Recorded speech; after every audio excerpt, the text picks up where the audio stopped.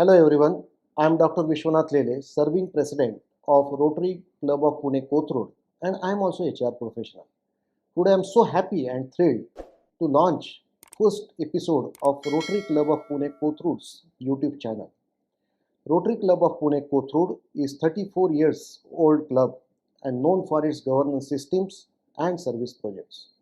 We are introducing you eminent speakers from various fields. We will try to find out their success mantra and how they dealt with the adversity. We are taking these initiatives for Rotarians and non-Rotarians also. Today our guest is alumni of four renowned institutions which includes BIT Mishra, NITI, IIT Mumbai and Harvard Business School. He was early movers in IT industry. He was also known as Tech Ganesh. He is the founder of 5F World. The man we are talking about, none other than Dr. Ganesh Natarajan. He has worked in leading organizations in India and transformed them. Now, he is a chairman of Honeywell Automation, board member of India's largest bank, which is State Bank of India, and board member of Hinduja Global Solution. He is serving president for Rotary Club Riverside. Welcome Dr. Ganesh, and we are thankful to you for accepting our invitation. Pleasure to have you on our YouTube channel. Oh, my pleasure to be here, Rotary and Lele. Thank you. So before we begin, Dr. Ganesh, when I walked in, I saw 5F World. So we are keen to know more about what exactly the 5F is. No, actually, 5F is a cultural mantra that I've been practicing. I ran this company called Aptech for 10 years, then 15 years Zensar Technologies in Pune.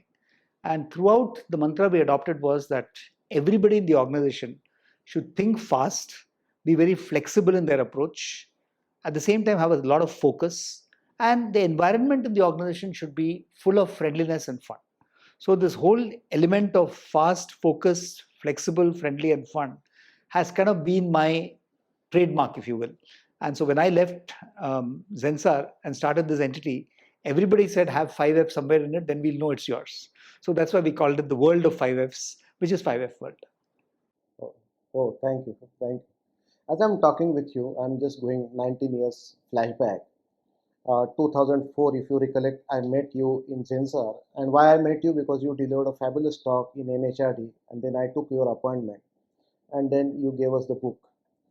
After that, when I came to know about Zensar, a Zensar case study was published in Harvard Business School, and which was written my favorite author, which is David Garvin, who is no more now. We are keen to know your experience about David Garvin's Zensar case study and something more about it. Okay, so let me give you a context. Because I came to Pune and took over the CEO of Zensar in 2001, so quite some time back. And initially it was a very small company. So we had to build it from scratch. But we chose a path which is also the subject of a case study by Harvard called the Innovation Leadership Journey. And by practicing innovation, we really built the company to about 5,000 people. And that was a time when the RPG Group, who are the major shareholders of Zensar, they asked me whether I would like to attend the advanced management program in Harvard Business School. And of course, who will say no to becoming an alumnus of HBS? So I went to Harvard, and that was an amazing experience. And taught by absolutely wonderful people like Michael Porter, Roosevelt Moss Cantor, and of course, David Garvin, Michael Tushman, who all became very good friends of mine over the years. And I remember after about a year, David met me in Boston. I'd gone to meet him. And he said that, look, so what's the secret of your success? When you were here, it was 5,000 people. How big is it now? So I said, now it's almost 6,500. And he said, look, I hear that there's a lot of people who leave companies in India. What's your track record? I said, David, critical talent, our retention is almost 98%. And even the regular attrition was less than 8%. So then he asked me, and I remember we were flying back from Boston to Mumbai together. And he asked me, so what is the secret of the success? So I was being a little facetious. So I said, David, it's probably love, because we really practice the art of love within the entity.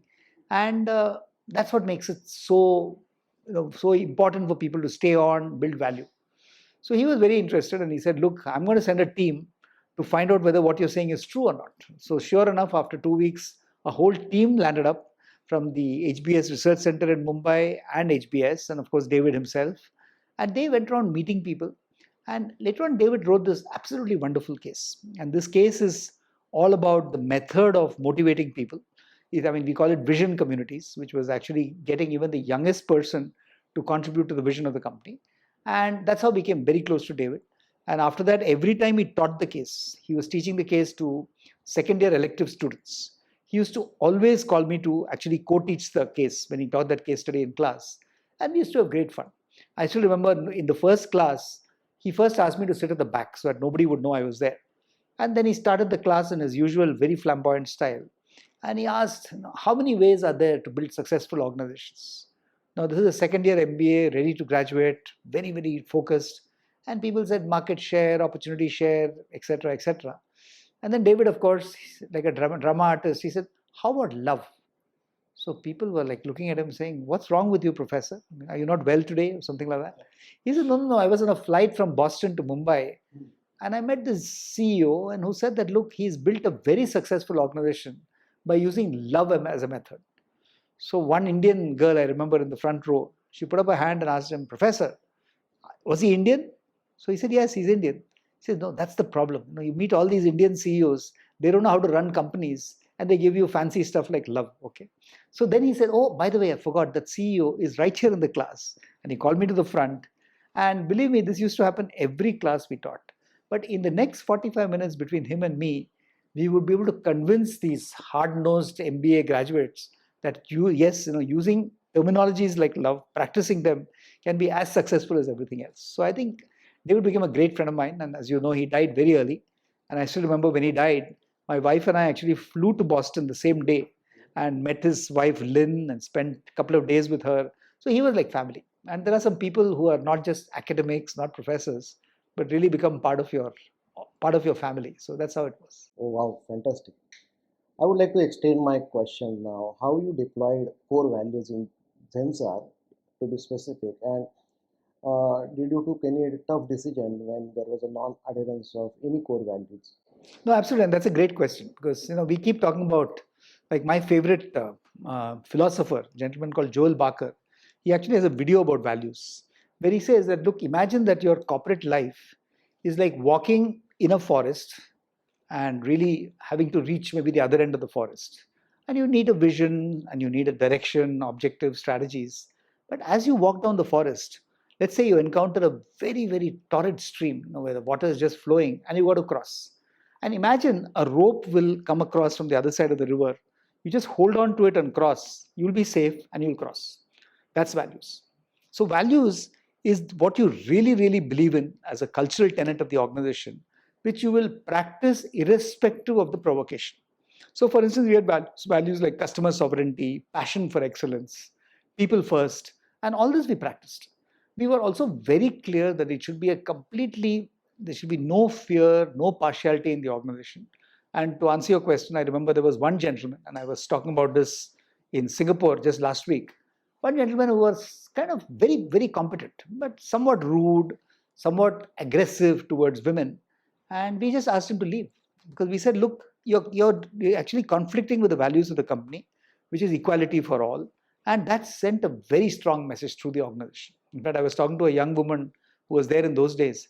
And she said, that's what for us made you a great leader, that you would not compromise the value, even if there would be some short-term financial impact on the company. So I think values are critical because that's what makes an organization stand the test of time.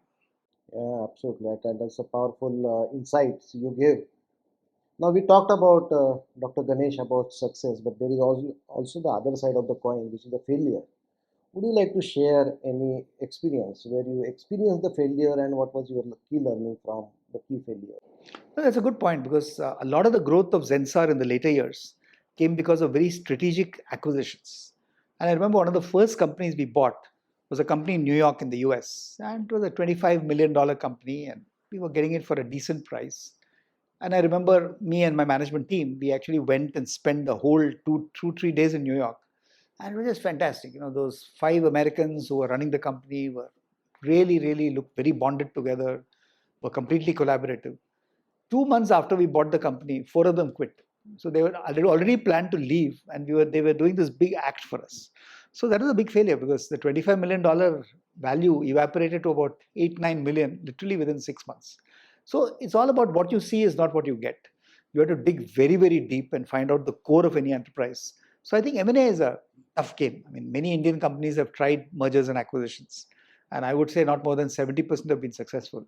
But once you have a cultural match and it actually adds strategic value to your firm, then you can succeed. But yes, I mean, I've failed with people as well. You hire somebody because of excellent communication skills, but then you find the person doesn't have depth. But I think wisdom lies in recognizing your own mistakes very early and taking corrective action. Because if you let a mistake linger, you're not solving the problem for yourself or the person or the group, and you're just not letting the organization grow out of it.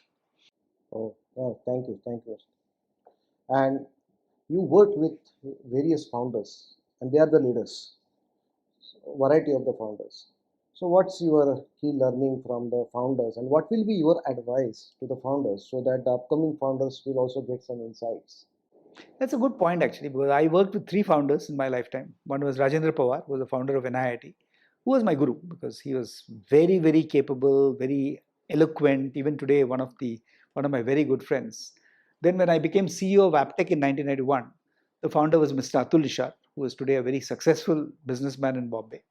And he gave me a free rein in the sense that he said, look, I want to build the computer education business. Do what you have to, and we can still collaborate and consult, etc. And finally, of course, 2001 onwards, the founder, not really the group founder, was Mr. Harsh Goenka, who runs a very successful RPG group.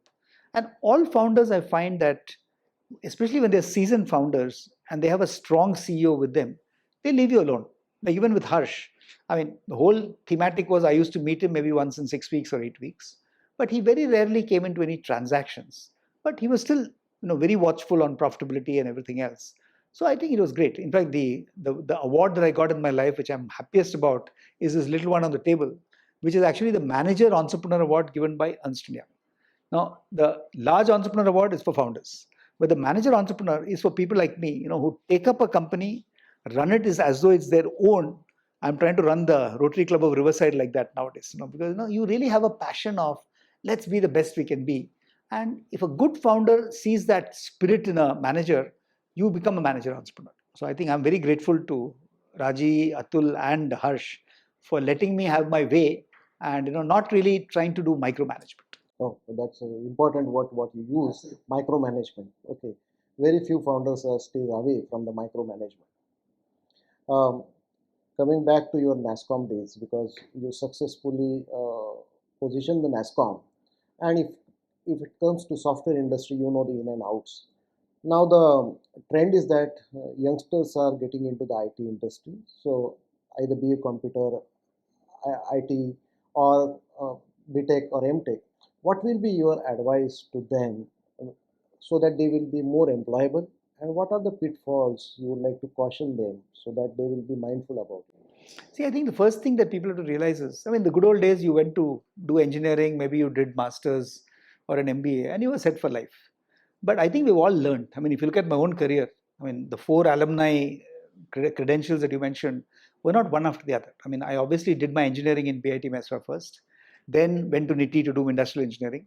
Then after almost 15 years, enrolled for an external PhD in IIT Bombay because I really felt that it was time to reinforce my learning. And as I was finishing that, I went for the AMP in Harvard Business School. And this is this continuous learning which keeps refreshing your own thinking, enables you to learn more. So anybody who sits back and says, look, I've learned enough in life and now I can coast along for the next 40 years is in for a rude shock, because technology especially is changing every 5 years. So today it's all about generative artificial intelligence and chat GPT.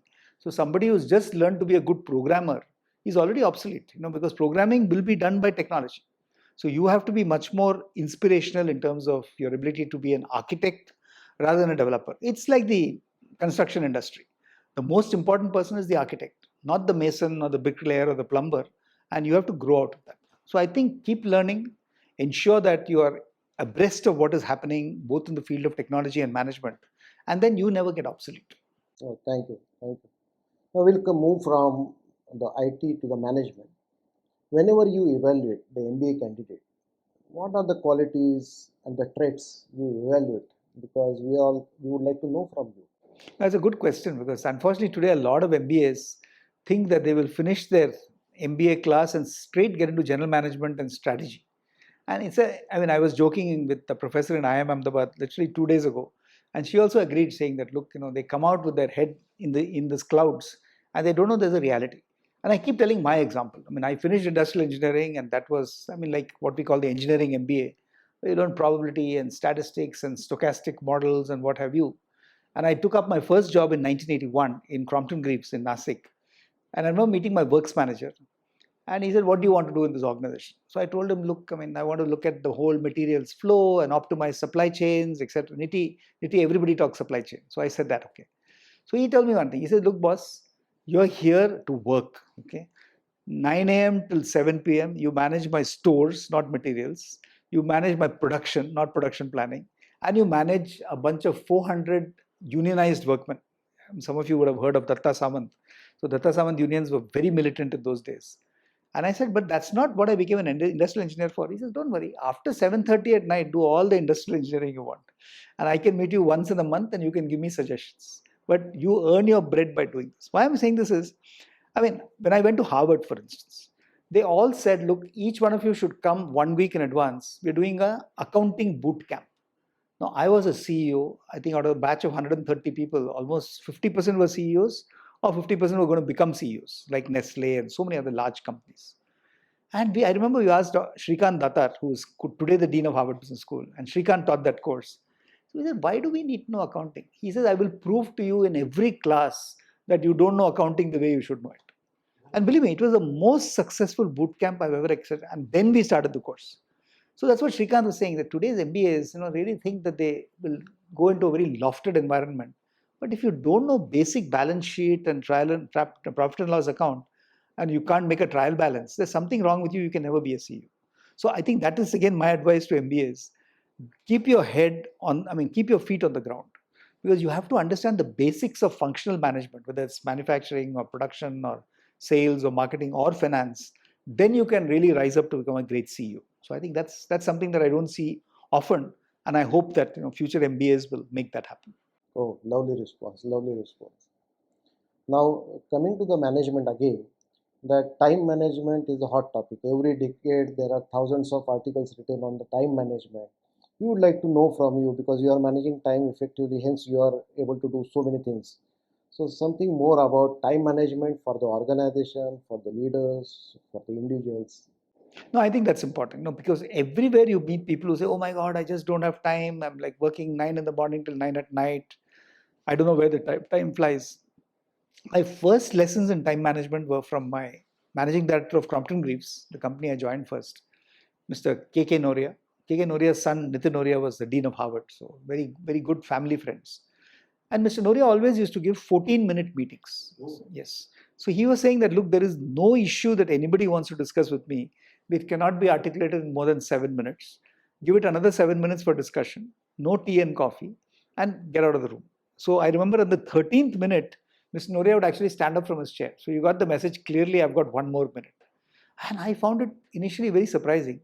And when you go to, let's say, government or some other more traditional companies, and somebody invites you for tea at 3 o'clock, and then we're all waiting for the tea or coffee to be served. Discussion starts after the tea comes. So it's absolutely unproductive. So that was something I learned. I also discovered about 5 years back that Google, for instance, does not permit a meeting room to be booked for more than 25 minutes. And even if there are 14 people in the meeting, they do not allow PowerPoints. They don't allow a presentation. Everything is circulated in advance. Everybody should have read that. And the meeting is for discussion, not for understanding a concept for the first time. And if you have to get a meeting for 25 into 2, which is 50 minutes, you have to get that sanction done by a senior vice president of the organization. So it's amazing. Okay. And you mentioned me. Today I keep joking that I'm a social worker who's moonlighting on big boards. But State Bank of India is almost a full-time job, because we have 68 board meetings in a year, and it's a very crazy schedule. Similarly, Honeywell, which I chair in India, similarly Hindujas, and of course the 4 large social ventures I'm part of, plus our own 5 companies under 5F World. So if you think about it, each one of them could be a full-time job. But by allocating time properly, making sure that people come fully prepared, like I mentioned in Google or Crompton Reeves, I think that's really what we do. So time management is all about saying that, look, I have limited time. I want to make the best use of people's time, and people should make the best use of my time. Otherwise, to quote the old joke, meetings are where minutes are kept, but hours are lost. And we don't want that. We want every minute to count. Oh, fantastic, fantastic. There are few people who do the community work very silently, and you are one of them. I was browsing the Lighthouse community website, and which is your brainchild. Why don't you tell us something more about Lighthouse community and its impact on the society? That's a good question, sir, because I think we started worrying about skills. When was it? I think right from maybe 2012 or 2013. And I remember sitting with very eminent people from Pune, Mayor Padamji of Thermax, Rati Forbes of Forbes Marshall, Mr. Pradeep Bhargav, who of course was the MD of one of the Cummins companies. And we all realized that in spite of the best intentions of the government, the skills movement was not taking off. Skills India, National Skills Development Corporation, people were setting up skilling centers, young people from the slums were coming and getting trained, but hardly anybody was taking up a job. Or even if they took up a job, they would probably drop out within 3-4 months. So after the research, we said, let's do something which is more thoughtful, which ensures that we train people for what they want and not what we want them to learn. So I remember at that time in Pune, there was this amazing municipal commissioner called Kunal Kumar. And Kunal and I sat down and discussed this. That's how the Lighthouse concept was created. And we had a very eminent group of social thinkers who created the model. And Kunal created the business model. He said, do not do this as some small NGO that you're doing. Do it in partnership with the government. So he actually put out, he says we have 200 buildings in Pune, pick them. And in every administrative ward, let's set up a skills lighthouse, which will mobilize people from the slums. I don't know how many of you are aware, there are 540 slums just in Pune Municipal Corporation. And we don't realize it living in the city. So there are enough opportunity. And so we created this model by which a student who comes from the slums does not get taught skills. He first is taught how to dream. So it's what we call the agency or the aspiration building program. End of it, we counsel the person and say, what do you really want to do? So one student may say that, look, I want to be a fashion designer. Somebody else will say, I want to be a gym instructor. It doesn't matter. We say it's no dream left behind. And we ensure that we skill them or we get them a partner to skill them. And we take responsibility right from the time they finish their skills, start an entrepreneurship career or take a job, ensure that they're retained for another year at least in that job before they go on. Today in Pune itself, we have 12,000 people, extremely well employed thanks to our efforts. We've touched the lives of 1.35 lakh people, and our mission is 1 million. So looking at the Pune model where we now have saturated PMC, starting in PCMC, and then we started Delhi, we're doing Odisha. Just 2 days ago, we launched in Hyderabad. So our goal is 1 million slum people completely transformed and maybe 200 lighthouses. And today we have enough. We have 25 partners, funding partners. So probably we invest close to 22, 23 crores every year in that entity. Plus we partner with Michael and Susan Dell Foundation in the US, a lot of large multinationals who are willing to partner. So the government as what I call a CapEx partner and industry as an OpEx partner, that model has really taken off. So we're very proud of it. Right now we are inundated with requests from governments to come set up lighthouses in their state. But we are trying to be very choosy and making sure that we don't compromise quality in the quest for scale. Oh, wow. It's a really noble work. It's very good work and it keeps me very motivated. So now I will come to the final questions now. Why don't you tell us about your Rotary journey and your future plans? How? I think the Rotary journey has been excellent because I still remember when I was the CEO of Zensar for many, many years, my very good friend, Mr. Mukesh Malhotra, who is one of our most benevolent Rotarians. So Mukesh used to chase me and said, look, you come with me, attend 3 meetings, then become a member of the club. And where I live in Pune, Neeru Goyal, who's another great philanthropist from Rotary, she was the president at that time. So I joined the Rotary Club of Riverside. And initially I was still running Zensar, so it was very difficult to find a lot of time. And I still remember, I think it was in 2019 that I joined the board of our club for the first time. And somebody said, look, you have to be president of the club one day. I said, right now I don't have time. So I remember, I think Mr. Bharat asked me, can we put your name down for 2022? I said, 2022-23? Okay. So unfortunately, life has a habit of coming up. So 2022 happened. So that's how I became president. But I think it's been excellent. I've been very inspired by past DG Deepak Shikarpur, who's been a friend of mine for 20 years. Very inspired by Anil Parmar. I think, Anil and Hema, the kind of work they're doing today as part of the district is amazing. And I know Vaishali and so many other people who are coming in will also do that. So I think Rotary is an amazing movement. It's built by people who truly embody the spirit of service. And people like us who do, as I said, whether Lighthouse or with Educate Girls or Asian Venture Philanthropy Network, I do a lot of work in the social sector. But encouraging new philanthropists to come in and join the journey and do what, let's say, I'm doing, or a Neeru Goyal or a Mukesh Malhotra is doing, I think that's the value of Rotary. And having a collaborative movement is very inspiring, and I see myself contributing in various ways to the Rotary movement in the years to come. Thank you, Mr. Natarajan, for your valuable time. No, my pleasure, absolutely. Good talking to you. It was pleasure to listen to you. And now, for our viewers, I'm very confident you will have a lot of takeaways. My request to our viewers is that once you view or screen this video, you can leave your comments so that it will help us to know your views. Thank you. Thank you. Thank you very much.